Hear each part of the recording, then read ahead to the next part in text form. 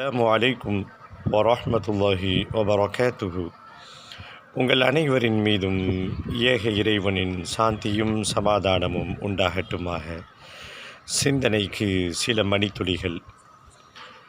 நாம் நிறைய பேசிக்கொண்டே இருக்கிறோம். நம்முடைய எல்லா பேச்சுகளையும் தொகுத்து பார்த்தால் நிறைய வெட்டியான பேச்சுக்களையும் தேவையில்லாத பகிர்வுகளையும் அதிகமாக பேசியிருப்போம்.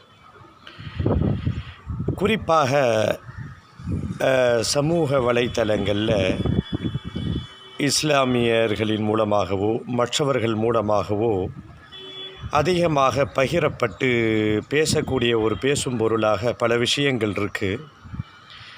அதில் நம் முஸ்லீம்கள் கூட இதை ஒரு பெரிய முக்கியத்துவம் கொடுத்து பெருமையாக பேசுவார்கள். என்ன பேசுவாங்க தெரியுமா?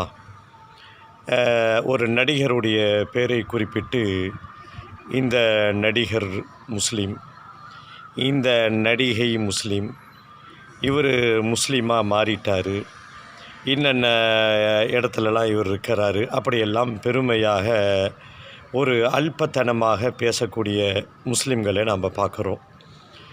இந்த டிவி சீரியலில் நடிக்கக்கூடிய நடிகைகள் யாராவது முஸ்லீம் பேர் இருந்துச்சுன்னா அதை பெருசாக தூக்கிக்கிட்டு, அவர்கள் எப்பொழுதாவது எந்த நடிகையாவது உம்ராவுக்கு போயிருந்தாங்கன்னா, இந்த நடிகர் உம்ராவுக்கு போனார், இவர் ஹஜ்ஜுக்கு போனார், அப்படியெல்லாம் ஏதோ இந்த நடிகையின் மூலமாக இஸ்லாத்திலும் ஒரு பெரிய புத்துணர்வு பெறுவதை போல இவர்கள் பேசுகின்ற அந்த பாவனை முற்றிலுமாக தவிர்க்கப்பட வேண்டிய விஷயம் மட்டுமல்ல, ஒரு அற்பத்தனமான கீழ்த்தரமான விஷயம்.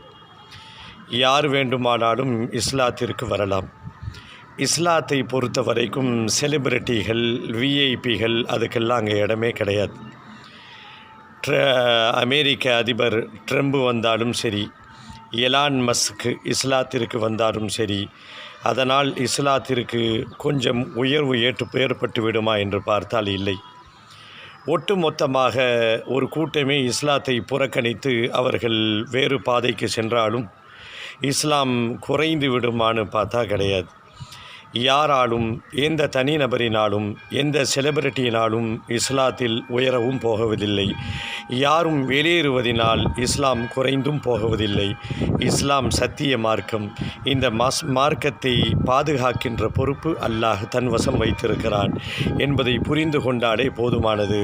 தேவையில்லாமல் இந்த இசையமைப்பாளர் உம்ராவுக்கு சென்றார், அவர் ஹஜ்ஜுக்கு போனார்னு ஒரு காட்சியை அதை பகிரப்பட்டு அதை பெருமையாக பேசுகின்ற இந்த போன்ற ஒரு தேவையற்ற செயல்களை தவிர்ப்போம். இறையருளை பெறுவோம்.